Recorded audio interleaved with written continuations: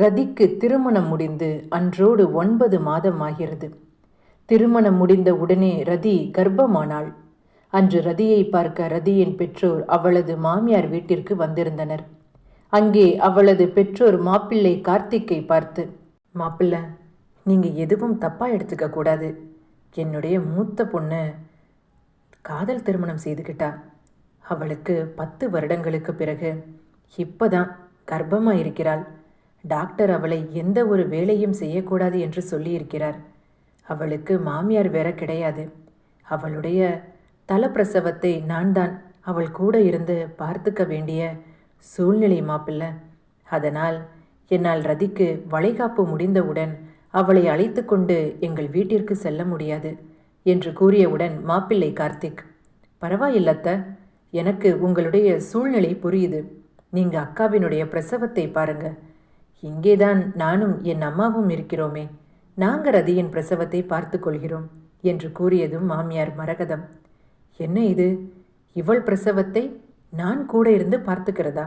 அதெல்லாம் சரிப்பட்டு வராது, ஏதாவது சொல்ல வேண்டியதுதான் என்று நினைத்தபடியே மரகதம் கார்த்திக்கை பார்த்து, கார்த்திக், நான் உன் அண்ணன் வீட்டுக்கு போகலாம் என்று முடிவு செய்திருக்கிறேன். அதற்கு கார்த்திக், என்னம்மா, என்ன திடீரென்று என்று கேட்க, உடனே மாமியார் மரகதம், இல்லப்பா, உங்கள் அண்ணனும் ஃபோன் பண்ணும் போதெல்லாம் என்னை அங்கே வர சொல்லிக்கிட்டே இருக்கான். அதனால் நான் இந்த முறை அவன் வீட்டுக்கு போகலாம் என்று முடிவு செய்திருக்கிறேன் என்று கூறியதும் கார்த்திக், இது ரதிக்கு தலப்பிரசவம். இந்த நேரத்தில் நீ அண்ணன் வீட்டுக்கு கிளம்பி போறதா சொன்னா என்ன அர்த்தம்? ரதியோட அம்மா இந்த தலப்பிரசவத்தை அவள் கூட இருந்து பார்த்திருக்கணும். ஆனா அவங்களுடைய சூழ்நிலை நமக்கு தெரியும் தானே. நீ இந்த முறை வேண்டாம், இன்னொரு முறை நீ அண்ணன் வீட்டுக்கு போனால் போதும் என்று கூறியதும் மரகதம், இல்லடா என்று இழுக்க, உடனே கார்த்திக், அம்மா, அண்ணனுக்கு கை குழந்தை எதுவும் இல்லை. இப்பவே அங்கே செல்ல வேண்டிய எந்த ஒரு கட்டாயமும் கிடையாது. அண்ணனிடம் நான் பேசிக்கொள்கிறேன் என்று கூறியதும் எதுவும் பேசாமல் மௌனமாக இருந்தாள் மரகதம். சிறிது நேரத்திற்கு பிறகு ரதியின் தாய் தன் மகளுக்கு தலைவாரி பூச்சூடி கர்ப்பிணியான ரதியை அழகு பார்த்து கொண்டிருக்க, அப்போது அவளது தாய் ரதியை பார்த்து, ரதி, அம்மா மேல உனக்கு எந்த ஒரு கோபமும் இல்லையே? என்னுடைய சூழ்நிலை அப்படிமா? கார்த்திக் மாப்பிள்ளையை பற்றி எனக்கு ரொம்ப நல்லா தெரியும். அவர் உன்னை தங்கமா உள்ளங்கையில் வைத்து தாங்குவார். நீ வேலைக்கு நல்லா சாப்பிட்றியா? செக்கப் எல்லாம் கரெக்டாக போறியா என்று கேட்டதும் ரதி என்று தலையசைத்தாள். பின்பு அவளது தாய் ரதி, நானும் உன்னை வந்ததில் இருந்து கவனிக்கிறேன். உன்னுடைய முகம் ஒரு பொலிவாகவே இல்லையே. எப்பொழுதும் ஏதோ ஒரு சிந்தனையிலேயே இருக்கிறாயே. என்னம்மா, ஏதாவது பிரச்சனையா என்று கேட்க, அதற்கு ரதி, அதெல்லாம் ஒன்றுமில்லை, சில நேரம் வயிறு வலிக்குது, அவ்வளவுதாமா என்று கூறியவுடன் அவளது தாய், இது எல்லாம் இந்த நேரத்தில் சகஜம்தான். நீ எதை நினைத்தும் கவலைப்படக்கூடாது. நீ கவலைப்பட்டால் அது உன் வயிற்றில் வளர குழந்தையை தான் பாதிக்கும். சரி இரு, நான் உனக்கு சாப்பிட சாப்பாடு கொண்டு வருகிறேன் என்று கூறியதும் ரதி, இல்லைம்மா, எனக்கு எதுவும் பசிக்கலை. இங்க பாருமா, பசிக்கலைன்னு சொல்லக்கூடாது. நீ இப்போது ஒரு உசுறு கிடையாது, 2 உசுறு. உனக்காக இல்லாவிட்டாலும் உன் குழந்தைக்காக நீ கட்டாயம் ஏதாவது சாப்பிட வேண்டும். இரு, நான் உனக்கு சமைத்து ஏதாவது கொண்டு வருகிறேன் என்று சமையலறைக்கு சென்றாள். அவள் அங்கிருந்து சென்ற பின்பு ரதியின் தோழி ஆர்த்தி தனது குழந்தை யோகேஷை அழைத்து கொண்டு ரதியின் வீட்டிற்கு வந்திருந்தாள். ரதியை பார்த்தவுடன் ஆர்த்தியின் முகம் பூ போல மலர்ந்தது. ரதி ஆர்த்தியை கட்டி அணைத்தாள். என்னடி, இவ்வளவு நாளா என்னை நீ பார்க்க வரவே இல்லை, நீ என்னை மறந்துட்டியா என்று கேட்க, அதற்கு ஆர்த்தி, அப்படியெல்லாம் ஒன்றும் இல்லை. இவனை வச்சுக்கிட்டு என்னால் எங்கேயும் போக முடியல, பயங்கர சுட்டி, எப்போதும் ஒரே அழுகை வர என்று கூறியதும் சமையலறையில் இருந்து வெளியே வந்த ரதியின் மாமியார் மரகதம் ஆர்த்தியை பார்த்து, வாமா ஆர்த்தி, எப்படி இருக்க என்று கேட்டதற்கு ஆர்த்தி, நான் நல்லா இருக்கிறேன்மா, நீங்கள் எப்படி இருக்கிறீங்க? உங்கள் உடம்புக்கு எல்லாம் இப்போ பரவாயில்லையா? உங்களுக்கு மூட்டு வலின்னு ரதி சொன்னாலே என்று கேட்க, மரகதம், பரவாயில்லம்மா, டாக்டர் மருந்து கொடுத்துருக்குறாங்க, இப்போ ஏதோ ஒரு அளவுக்கு நடக்க முடியுது. ஆமாம், என்ன வந்ததில் இருந்து உன்னோட மகன் அழுது கொண்டே இருக்கிறான் என்று கேட்டதற்கு ஆர்த்தி, எப்பவும் ஒரே அழுகைதான், ஒரே பிடிவாதம் வேற. 24 மணி நேரமும் என் மடியிலேயே இருக்கணும். பசிக்குதுன்னு நினைக்கிறேன் என்று கூற உடனே மரகதம், சரி இருமா, நீங்க 2 பேரும் ரொம்ப நாள் கழிச்சு சந்திச்சிருக்கிறீங்க. உங்களுக்கு பேசுவதற்கு நிறைய விஷயம் இருக்கும். நான் உன்னுடைய மகனுக்கு பால் காய்ச்சி கொடுக்கிறேன், வாடா தங்கம் என்று அவனை அழைத்து கொண்டு சமையலறைக்கு சென்றாள். பின்பு ஆர்த்தி ரதியை பார்த்து, ரதி, செக்கப் எல்லாம் கரெக்டா போறியா? டாக்டர் எப்போ உனக்கு டெலிவரி டேட் கொடுத்திருக்கிறாங்க என்று கேட்க, அதற்கு ரதி, ஆவணி மாதம் 25ஆம் தேதி. வயிறு ரொம்ப நல்லா இறங்கியிருக்கு. 9வது மாத ஆரம்பத்திலேயே உனக்கு டெலிவரி ஆகிவிடும் என்று நினைக்கிறேன் என்று கூறியதும் ரதி, ஆர்த்தி, எனக்கு ரொம்ப பயமாக இருக்கு. டெலிவரி பற்றி நான் கேள்விப்பட்டிருக்கிறேன். அதை பற்றி நிறைய புத்தகங்கள் நான் படித்திருக்கிறேன். இப்போதான் முகநூல் அது இதுன்னு எல்லா சமூக வலைதளங்களிலும் அது சம்பந்தமான வீடியோக்கள் எல்லாம் பதிவிடுறாங்களே, அது எல்லாம் பார்க்கும்போது சுகப்பிரசவம் என்றால் எனக்கு ரொம்ப பயமாக இருக்குது. அதோட வலி என்னால் தாங்கிக்க முடியுமான்னு தெரியல என்று கூற உடனே ஆர்த்தி, கவலைப்படாத ரதி, நம்ம அம்மா பிரசவ வலியை அனுபவிக்காமல் இருந்திருந்தா இன்று நீயும் நானும் இருப்போமா? அப்படித்தான். அந்த வலியெல்லாம் உன்னுடைய குழந்தையின் முகத்தை பார்த்த உடனே எல்லாம் பறந்து போய்விடும். நீ எதை நினைத்தும் கவலைப்படாதே. முதல்ல இந்த நேரத்தில் இப்படியெல்லாம் யோசிக்கக்கூடாது, பயப்படக்கூடாது. பிறகு ஆர்த்தி ரதியை பார்த்து, நான் அடுத்த மாதம் துபாய் போறேன்டி. என்னுடைய கணவர் என்னையும் என் மகனையும் அழைத்து கொண்டு துபாய் போவதாக முடிவு செய்திருக்கிறார். பாஸ்போர்ட் எல்லாம் எங்களுக்கு வந்துவிட்டது. அதை சொல்லிவிட்டு போவதற்காக தான் இப்போது நான் இங்கு வந்தேன் என்று கூறியதும் ரதி, ரொம்ப நல்ல விஷயம்டி. நீயும் ரொம்ப நாளாக அவர் கூட சேர்ந்திருக்கணும்னு எவ்வளவு ஆசைப்பட்டிருப்ப.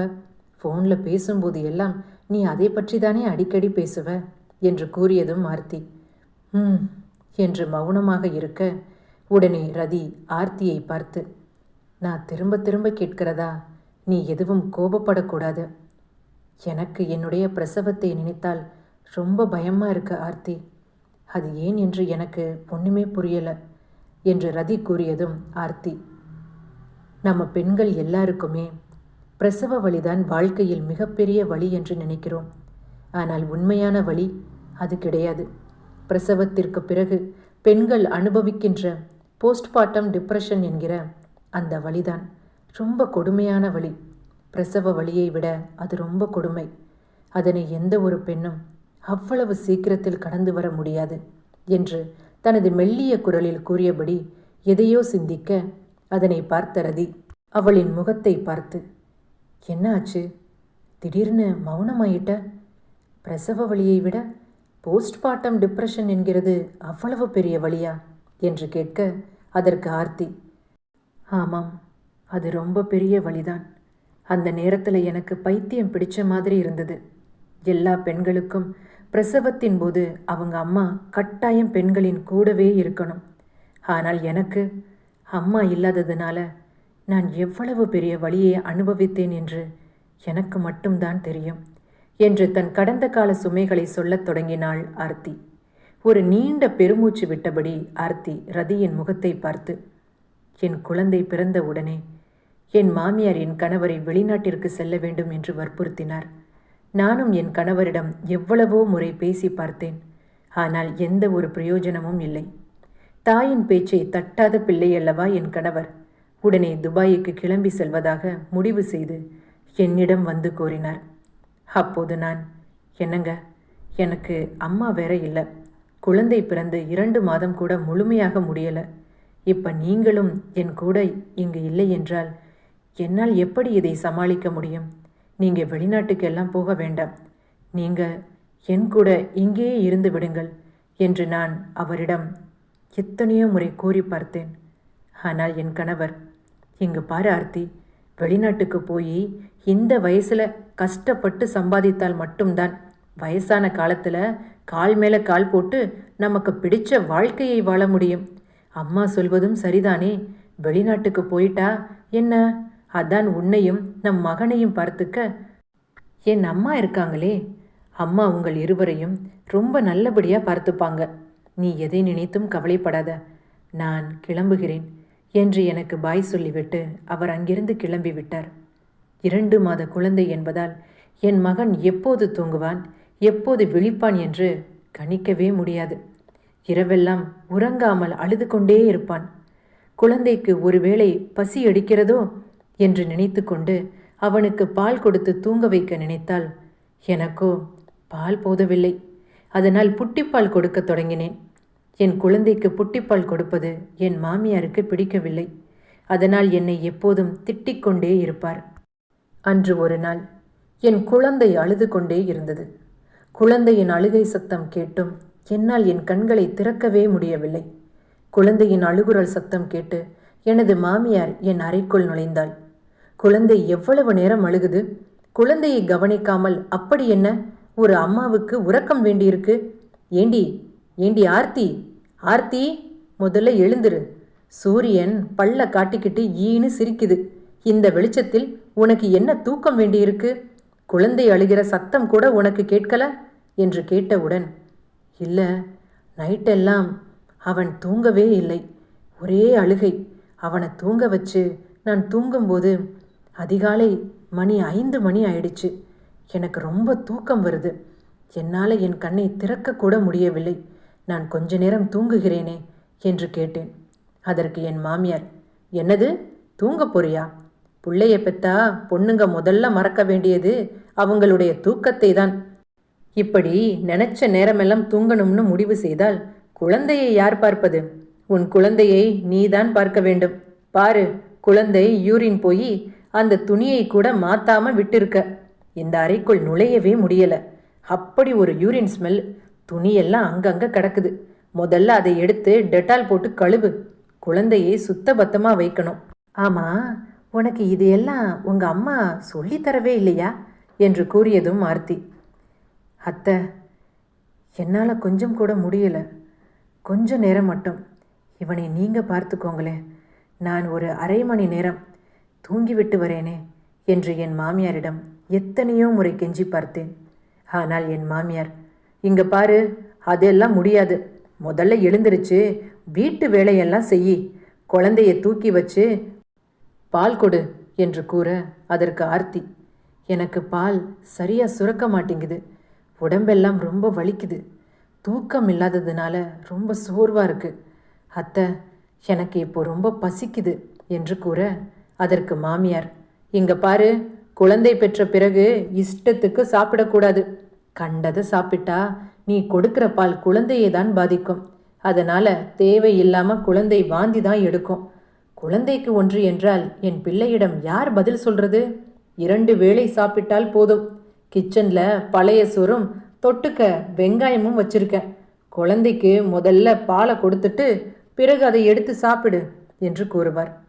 பசிக்கு ஒரு நல்ல சாப்பாடு கூட என்னால் சாப்பிட முடியாது. ஒருவேளை என் தாய் என்னுடன் இருந்திருந்தால் எனக்கு வாய்க்கு ருசியா சமைச்சு போட்டு இருப்பாளோ என்னவோ. தாயின் அருமை எனக்கு அன்றைக்கு தான் புரிந்தது. நான் ஒருவேளை என் தாய் வீட்டிற்கு சென்றிருந்தால், பாவம், இரவெல்லாம் தூங்காம அசதியாக படுத்து தூங்குறா போல, கொஞ்ச நேரம் தூங்கட்டும் என்று என் குழந்தையை என் தாய் எடுத்து பார்த்திருப்பாள் அல்லவா? என்ன இருந்தாலும் மாமியார் மாமியார் தானே, என்ன செய்வது என்று எனக்கு ஒன்றுமே புரியவில்லை. கணவனோ வெளிநாட்டில், தாயும் கிடையாது. ஒரு அனாதை போல என் மாமியாரின் பேச்சை கேட்டு அவள் சொன்னபடி நடந்தேன். 3 மாதங்களுக்கு பிறகு என் கணவர் விடுப்பின் காரணமாக என்னை பார்க்க அங்கு வந்திருந்தார். நான் கூட நினைத்தேன், அப்பாடா, நல்ல வேலை, நம்ம கணவர் திரும்பவும் வந்துட்டாரு. இந்த 1 மாதமும், இந்த 1 மாத லீவ் முழுக்க குழந்தையை அவரிடம் ஒப்படைத்து விட வேண்டியதுதான். நிம்மதியாக தூங்கி எவ்வளவு நாளாச்சு, ஒரு நல்ல நிம்மதியான தூக்கம் தூங்கணும் என்று நான் ஒன்று நினைக்க, என் கணவரோ குழந்தையை வந்து பார்த்தபோது அவனை தூக்கி கொஞ்சியதோடு சரி, மற்றபடி குழந்தை அழுதாலும் சரி, குழந்தைக்கு என்ன நடந்தாலும் சரி, குழந்தையை நான் தான் பார்த்து கொள்ள வேண்டும். குழந்தை சில நேரம் இரவு முழுவதும் அழுது கொண்டே இருந்தாலும் என் கணவர் எழுந்து என்னவென்று ஒரு வார்த்தை கூட கேட்க மாட்டார். குழந்தை ஏன் அழுகுது, தூக்கி பாலை கொடு என்று அந்த ஒரு வார்த்தை. குழந்தை பாத்ரூம் போனா கூட, பாரு, குழந்தை பாத்ரூம் போயிருச்சு, முதல்ல குழந்தையை பிடி, என் ட்ரெஸ் எல்லாம் அழுக்காயிருச்சு, குழந்தைக்கு வேற ஏதாவது போட்டுவிடு என்று நம்மை கூறுவார்களே தவிர அவர்கள் எழுந்து எதுவும் செய்யப்போவதில்லை. இப்படி குழந்தை அழுகுது, என்னன்னு வந்து பாரு என்ற அந்த ஒரு வார்த்தையை சொல்லிவிட்டு அவர் உறங்க சென்று விடுவார். வீட்டு வேலையிலிருந்து, குழந்தையை கவனிப்பதிலிருந்து ஒட்டுமொத்த வேலையையும் என் தலையில்தான் வந்து விழுந்தது. இப்படியே நாட்கள் ஓடிக்கொண்டிருக்க, அன்றொரு நாள் என் குழந்தை இரவு முழுவதும் விடாமல் அழுது கொண்டே இருந்தது. உடனே என் குழந்தையை தூக்கி வைத்து அவனுக்கு பால் கொடுத்து என் மார்போடு அணைத்து தோளோடு சாய்த்தபடி அவனை தூங்க வைக்க எத்தனையோ முறை முயற்சி செய்தேன். ஆனால் எதுவும் பலனளிக்கவில்லை. இரவு 9 மணிக்கு அழத் தொடங்கியவன் சிறிது நேரம் தூங்க, பிறகு விழிக்க, பிறகு சிறிது நேரம் தூங்க, பிறகு விழிக்க என்று அவன் அசந்து தூங்கவே இல்லை. இதனால் அன்று இரவு முழுவதும் எனக்கு துளியும் தூக்கம் இல்லை. பல நாள் இரவுகள் தூங்காத காரணத்தினால் என் மனமும் உடலும் மிகவும் சோர்ந்து போயிருந்தது. பைத்தியம் பிடித்தவள் போல அங்கும் இங்கும் நடந்து கொண்டிருந்தேன். பிறகு என் குழந்தையை பார்த்து, தூங்கு தூங்கு தூங்குன்னு சொல்கிறேல, முதல்ல தூங்கு, நீ எப்போதாண்டா தூங்குவ? நான் தூங்கி மாசக்கணக்காயிடுச்சு, தயவு செய்து தூங்குடா, ஏண்டா இப்படி தூங்காமல் என்னை பாடா படுத்துற? இப்போ நீ தூங்க போறியா இல்லையா என்று நான் கத்தத் தொடங்க, சத்தம் கேட்டு உள்ளே நுழைந்த மாமியார் மற்றும் என் கணவர் இருவரும் என்னை பார்த்து, ஆர்த்தி, ஏன் இப்படி கத்துற? அது குழந்தை, குழந்தையிடம் ஏன் இப்படி நடந்துக்கிற? குழந்தைக்கு தூக்கம் வரும்போதுதான் தூங்கும், தூங்க சொன்னா நீ சொல்வது அவனுக்கு எப்படி புரியும் என்று என் கணவர் கேட்க, அதற்கு ஆர்த்தி, இல்லைங்க, அவன் இரவெல்லாம் தூங்கவே இல்லை, நான் நிம்மதியாக தூங்கி பல மாசமாச்சு, நான் என்ன செய்ய? நான் எல்லாம் செய்து பார்த்து விட்டேன், ஆனால் அவன் தூங்குற மாதிரியே இல்லை, நைட்டு பிடிச்ச அழுகை, இப்போ வரைக்கும் அழுகையை அவன் நிறுத்தவே இல்லை என்று கூறியதும் மாமியார், குழந்தை அழுகிறது என்றால் பசிக்காக அழுதிருக்கும், குழந்தையை தூக்கி வைத்து பால் கொடுக்க வேண்டியது தானே என்று கேட்டவுடன் ஆர்த்தி, எனக்கு பால் இல்லை, நானும் பால் ஊறுவதற்கு என்னென்ன செய்யணுமோ எல்லாம் செய்து பார்த்து விட்டேன், ஆனால் எனக்கு பால் சரியாக சுரக்க மாட்டேங்குது, நான் என்ன செய்ய என்று கூறியதும் மாமியார், அது எப்படி பால் சுரக்கும்? ஒரு தாய் என்றால் குழந்தையை அன்பா கொஞ்சி தன் மடியில் தூக்கி வைத்து பால் கொடுக்கணும் என்கிற எண்ணம் இருந்தாதானே மார்பில் பால் சுரக்கும். உனக்கு தான் உன் குழந்தையை பார்த்தாலே பிடிக்க மாட்டேங்குதே, குழந்தை முன்பு இப்படி தலையை விரிச்சு போட்டு பேய் மாதிரி நின்றால் குழந்தை பசிக்கு அழுகுதா இல்லை உன் முகத்தை பார்த்து அழுகுதா என்றே தெரியவில்லை. நாங்கள் எல்லாம் அந்த காலத்தில் 4 புள்ள பெத்தோம், 4 பிள்ளையையும் நான் ஒருத்தியாக பார்த்து வளர்த்தேன். அப்போதெல்லாம் எங்களுக்கு யார் உதவிக்கு வந்தா? கையில் ஒன்று, இடுப்பில் ஒன்று, வயிற்றில் ஒன்றுன்னு நாங்கள் படாத பாடு இல்லை.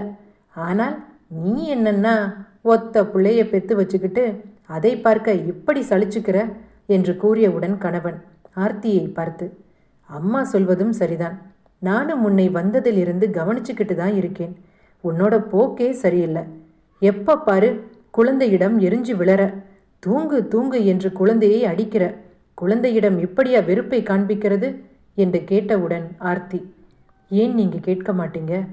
இந்த குழந்தையை என்றைக்காவது ஒரு நாள் நீங்கள் தூங்க வச்சிருப்பீங்களா? உங்கள் அம்மா சொல்கிறாங்களே, நான் 4 பிள்ளைய பெற்று வளர்த்தேன, பிள்ளைய பெற்று கொடுங்க, பிள்ளைய பெற்று கொடுங்க, நாங்கள் வளர்த்துக்கிறோம்னு சொன்னவங்க தானங்க உங்கள் அம்மா. இப்போ பிள்ளைய பெற்று கொடுத்த உடனே ஏன் குழந்தை மூஞ்சியை பார்த்த உடனே ஓடி போகிறாங்க? உங்கள் பிள்ளைய உங்கள் அம்மாவால் சமாளிக்க முடியலை என்கிற காரணத்தினால் தானே என் குழந்தை பிறந்ததிலிருந்து இந்த நிமிடம் வரைக்கும் ஒரு நாளாவது நான் நிம்மதியாக தூங்கி இருப்பேனா? இதுவே என்னுடைய தாய் உயிரோடு இருந்திருந்தால் எனக்கு இந்த நிலைமை வந்திருக்குமா? என்ன இருந்தாலும் மாமியார் தானே, மருமகளின் அருமை ஒரு மாமியாருக்கு எங்கே தெரிய போகுது? இதுவே என் அம்மாவா இருந்தா அவங்க தாங்கி பிடிச்சிருப்பாங்க. எனக்கு பால் சுரக்கலை என்று தெரிந்த உடனே 2 வாய் பூண்டை கலந்து சுடுசாதத்தில் போட்டு எனக்காக ஓடோடி வந்து ஊட்டி விட்டிருப்பாங்க. ஆனால் உங்கள் அம்மா 2 வேளைதான் சாப்பிடணும், அதற்கு மேலே சாப்பிட்டா அது குழந்தைக்கு சேராதுன்னு எனக்கு பழைய சோறு போட்டவங்க தானங்க உங்கள் அம்மா. இப்படிப்பட்ட அம்மாவை தலையில் தூக்கி வைத்து கொண்டாடுங்க. உங்கள் அம்மாவை கொண்டாட வேண்டாம் என்று நான் சொல்லலை. ஆனால் உங்களை நம்பி வந்தவனா என்னோட கஷ்டத்தை நீங்கள் புரிந்து கொள்ளாவிட்டாலும் பரவாயில்லை. உங்கள் குழந்தை பசியில் அழுகிறதோ இல்லை எறும்பு கடித்து அழுகிறதோ 1 மணி நேரம் அந்த குழந்தையை தூக்கி வைத்து சமாதானப்படுத்தினா அது போதும். பொதுவாக எல்லாரும் பிரசவ வலி தான் பெருசுன்னு சொல்லுவாங்க. ஆனால் என்னை பொறுத்த வரைக்கும் அந்த வலி என்னமோ வெறும் 5 நிமிடம் மட்டும்தான். ஆனால் குழந்தை பிறந்ததிலிருந்து குழந்தை அதுவா தனக்கு என்ன நடந்தது என்று கூறுகின்ற வரை ஒவ்வொரு தாய்க்கும் அந்த குழந்தை அழுகின்ற ஒவ்வொரு நிமிடமும் சமாளிக்க முடியாமல் தன்னுடைய தூக்கத்தை தொலைத்து குழந்தைக்காக விழித்து விழித்து தன் மனதாலும் உடம்பாலும் சோர்வடைகிறாளே, அந்த வழிதாங்க ரொம்ப பெரிய வழி. அந்த வழியை நீங்கள் எனக்கு கொடுத்துட்டீங்க. போதும், என்னோட குழந்தையை நானே பார்த்து கொள்கிறேன் என்று தன் குழந்தையை தூக்கி கொண்டு மார்பில் ஒரு துணியை போட்டபடி குழந்தைக்கு பால் கொடுக்க சென்றாள். அவளது கதையை கேட்டவுடன் ரதி, ஆர்த்தி, நீ அவ்வளவு கஷ்டப்பட்டிருக்கியா? போஸ்ட்மார்ட்டம் டிப்ரெஷன் என்பது இவ்வளவு பெரிய கொடுமையான ஒன்றா? நான் இதை பற்றி நிறைய கேள்விப்பட்டிருக்கிறேன் ஆர்த்தி. எனக்கு புத்தகம் படிக்கும் பழக்கம் இருக்கிறது என்று உனக்கு தெரியும் அல்லவா? இதை பற்றியும் நான் நேரம் கிடைக்கும் போதெல்லாம் படிப்பது உண்டு. ஆனால் அது ஒருவருடைய வாழ்க்கையில் இந்த அளவு தாக்கத்தை ஏற்படுத்தும் என்று நீ சொல்லிதான் எனக்கு புரிய வருது என்று கூறியவுடன் ஆர்த்தி, இதற்கெல்லாம் காரணம் நமக்குன்னு துணையா நம்மளை தாங்கி பிடிக்க ஒரு கரம் இல்லையே என்கிற அந்த ஒரு ஆதங்கம்தான். அந்த வேதனையில் நமக்கு வர மன அழுத்தம்தான் இது எல்லாம். ஆனால் உனக்கு அப்படி அல்ல ரதி. உனக்கு தான் உங்கள் அம்மா இருக்காங்களே. பிரசவத்திற்கு பிறகு உங்கள் அம்மா வீட்டில் 5 மாதம் இருந்து விட்டு வா என்று கூறிய போது ரதி, இல்லை, அக்காவுக்கு இது தலை பிரசவம். 10 வருடத்திற்கு பிறகு இப்போதுதான் அவளுக்கு குழந்தை தங்கியிருக்கு. அவளுக்கு மாமியார் வேற இல்லை. அதனால் அம்மா தான் அவளை பார்த்துக்க வேண்டிய கட்டாயம். நீ சொல்வதை கேட்கும்போது எனக்கு ரொம்ப பயமாக இருக்கு. என்னோட நிலைமைதான் எப்படின்னு எனக்கு ஒன்றுமே புரியலை என்று புலம்ப உடனே ஆர்த்தி, என்னுடைய கணவர் வெளிநாட்டுக்கு போயிட்டாரு. எனக்கு அம்மாவும் இல்லை. மாமியார் என் கணவரை கைக்குள்ளே போட்டுக்கிட்டு என்னை ஆட்டி படைச்சாங்க. ஆனால் உனக்கு அப்படி இல்லை. என்ன இருந்தாலும் உனக்குன்னு ஒரு அம்மா இருக்காங்க. உன் கணவர் உன் கூட தான் இருக்கிறாரு. இதற்கு மேலே என்ன வேணும்? அதெல்லாம் சமாளிச்சிடலாம். நீ எதை நினைத்தும் தேவையில்லாமல் கவலைப்படாத. நான் வேற என்னோட சொந்த கதை சோக கதைன்னு எல்லாவற்றையும் உன்னிடம் வந்து சொல்லிட்டு இருக்கிறேன். அதுவும் இந்த நேரத்தில். என்ன இருந்தாலும் நான் உன்னிடம் இதை பற்றி சொல்லியிருக்கக்கூடாது. என்னை மன்னித்து விடுறதி என்று கூறிவிட்டு தனது குழந்தையை தூக்கி கொண்டு ஆர்த்தி தனது வீட்டிற்கு சென்றாள். அன்று இரவு கார்த்திக் தனது அறைக்குள் நுழைந்தபோது ரதி எப்போதும் போல புத்தகம் படித்து கொண்டிருந்தாள். அவளை பார்த்தவுடன் கார்த்திக், என்ன ஜூஸ் கிளாஸ் அப்படியே இருக்கு? ஏன் இன்னும் இதை குடிக்காம அப்படியே வச்சிருக்க? முதல்ல இதை எடுத்து குடி என்று பழரசத்தை கொண்டு வந்து ரதியின் கையில் கொடுத்தான். அதற்கு ரதி, எனக்கு பசி இல்லை, எனக்கு எதுவும் வேண்டாம் என்று கூறியவுடன் கார்த்திக் அவளை கட்டாயப்படுத்தி அந்த பழரசத்தை குடிக்கும்படி சொன்னான். பிறகு கார்த்திக்கை பார்த்து, நமக்கு இந்த குழந்தை வேண்டாமே.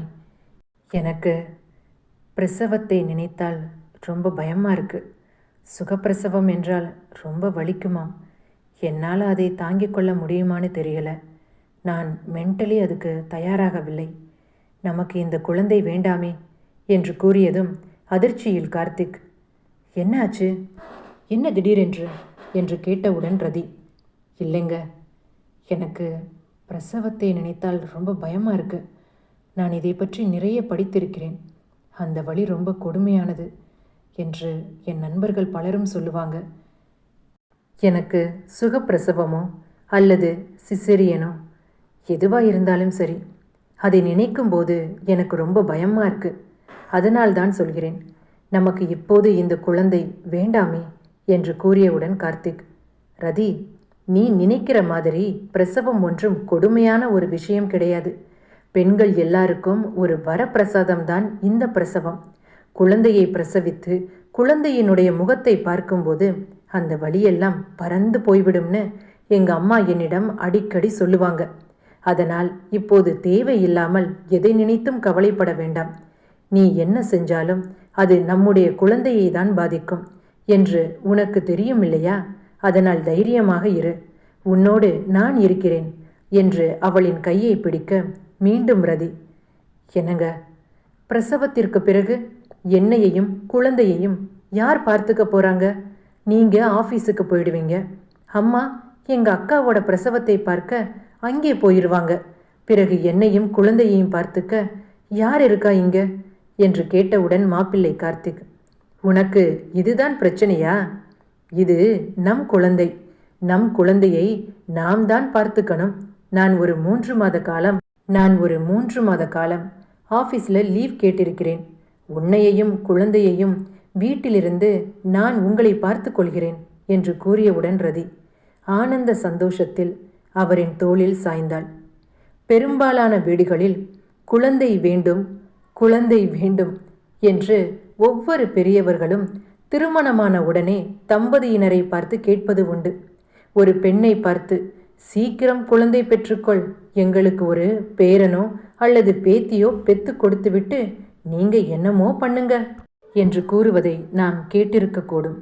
ஆனால் குழந்தை பிறந்த பிறகு, அம்மாடி, உன்னுடைய குழந்தை எப்ப பாரு நை நைன்னு அழுதுகிட்டே இருக்கு, ரொம்ப பிடிவாதக்காரனா இருப்பான் போல, அவனுடைய அழுகையை என்னால் நிறுத்த முடியல, இங்க வாமா உன் குழந்தையை பிடி என்று குழந்தையை நம்மிடம் கொடுத்துவிட்டு அவர்கள் சென்று விடுவார்கள். ஆனால் குழந்தை பிறந்த பிறகு, அதுவும் ஒரு பெண்ணிற்கு தாய் என்ற ஒருத்தி இல்லாத போது அந்த பெண்ணின் நிலைமை என்ன? ஒருவேளை கணவன் வெளிநாட்டில் வேலை செய்பவனாக இருந்தால், தாயும் கணவனும் தன்னுடன் இல்லாத சூழ்நிலையில் ஒரு பெண் குழந்தையை பிரசவித்த பிறகு அவள் அனுபவிக்கின்ற துன்பங்களினால் மனதளவில் ஒரு பெண்ணானவள் எத்தகைய வழிகளில் பாதிக்கப்படுகிறாள் என்று இந்த கதையில் வருகின்ற ஆர்த்தி சொன்னதை கேட்டு நாம் தெரிந்திருப்போம். நாம் ஒரு நாள் தொடர்ச்சியாக தூங்காமல் இருந்தால் ஒரு 2 நாட்களுக்கு தொடர்ச்சியாக தூங்க வேண்டும் என்று நம் உடம்பும் மனமும் சொல்லும். 8 மணி நேரம் தூங்குகின்ற நாம் அன்றைக்கு 10 மணி நேரமாவது தூங்கினால் என்ன என்று நமக்கு தோன்றும். அப்படி இருக்கையில் ஒரு குழந்தையை பிரசவித்து ஒரு பெண்ணானவள் இரவு முழுவதும் தூங்க முடியாத பொழுது, அதுவும் தொடர்ச்சியாக தூங்க முடியாத பொழுது, அந்த பெண்ணானவள் உடல் அளவில் மட்டுமல்ல மனதளவிலும் பாதிக்கப்படுவது உண்டு. அவ்வாறு பெண்கள் பாதிக்கப்படுகின்ற பொழுது பெரும்பாலான பெரியோர்கள் நாங்கள் அந்த காலத்தில் என்று தங்களின் கதையை எடுத்து கூறுவது உண்டு. ஆனால் பெரியவர்கள் ஒன்றை கவனத்தில் வைத்து கொள்ள வேண்டும். அன்றைய காலங்களில் பெண்கள் வேலைக்கு செல்வது கிடையாது. ஆனால் இன்றைக்கு பெண்களுக்கான சூழ்நிலை அப்படி கிடையாது. பெண்கள் வேலைக்கும் செல்ல வேண்டும், குழந்தையையும் பார்த்து கொள்ள வேண்டும், வீட்டையையும் பார்த்து கொள்ள வேண்டும்.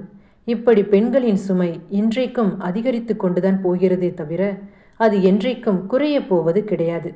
ஆனால் வீட்டில் உள்ள பெரியவர்கள் ஒரு பெண்ணானவள் குழந்தையை பிரசவித்திருக்கின்ற பொழுது தங்களால் முடிந்த அளவு அந்த குழந்தையிடம் விளையாடுவது, அந்த குழந்தையை தூங்க வைப்பது என்று தங்களால் முடிந்த ஒரு சில சிறு சிறு உதவிகளை அந்த பெண்ணிற்கு செய்தால் போதும். அதுவே பிரசவத்திற்கு பிறகு அனுபவிக்கின்ற இது போன்ற மன அழுத்தத்தில் இருந்து பெண்கள் விடுபடுவதற்கு மிகவும் உதவியாக இருக்கும். பொதுவாக பெண்கள் தாங்கள் தாய்மை அடைகின்ற காலத்திலும் சரி, தனது பிரசவத்திற்கு பிறகும் சரி, தன்னை அலட்சியப்படுத்துகின்ற, தன்னை அவமதிக்கின்ற, தன்னை வெறுத்து ஒதுக்குகின்ற, தனது கஷ்டத்தினை புரிந்து கொள்ளாத ஒருத்தரை பெரும்பாலும் பெண்கள் தனது கடைசி மூச்சு உள்ள வரைக்கும் மறப்பது கிடையாது என்ற இன்றைய கருத்தோடு இந்த கதையை நான் முடித்துக்கொள்கிறேன். இந்த கதையில் வருகின்ற ஆர்த்தி என்ற பெண் இறுதியில் பேசியது சரியா? உங்கள் கருத்தை மறக்காமல் கமெண்டில் தெரிவிக்கவும். எனது இது போன்ற மற்ற கதைகளுக்கான லிங்கை டிஸ்கிரிப்ஷனில் நான் அட்டாச் பண்ணியிருக்கேன். தேவைப்படுறவங்க உங்களுக்கு நேரம் கிடைத்தால் மறக்காமல் சென்று செக் அவுட் பண்ணி பாருங்கள். இந்த கதை உங்களுக்கு பிடித்திருந்தால் மறக்காமல் லைக் பண்ணுங்கள். உங்கள் ஃப்ரெண்ட்ஸ் அண்ட் ஃபேமிலி மெம்பர்ஸுக்கு இந்த கதையை ஷேர் பண்ணுங்கள். சப்ஸ்கிரைப் பண்ண மறக்காதீங்க. சப்ஸ்கிரைப் பண்ணும்போது பக்கத்தில் இருக்கிற பெல் ஐக்கானை மறக்காமல் ப்ரெஸ் பண்ணுங்கள். ஏனென்றால் அப்போது தான் நான் எப்போது வீடியோ போட்டாலும் அதற்கான நோட்டிஃபிகேஷன் உங்களுக்கு உடனுக்குடன் வந்து சேரும். நன்றி, வணக்கம்.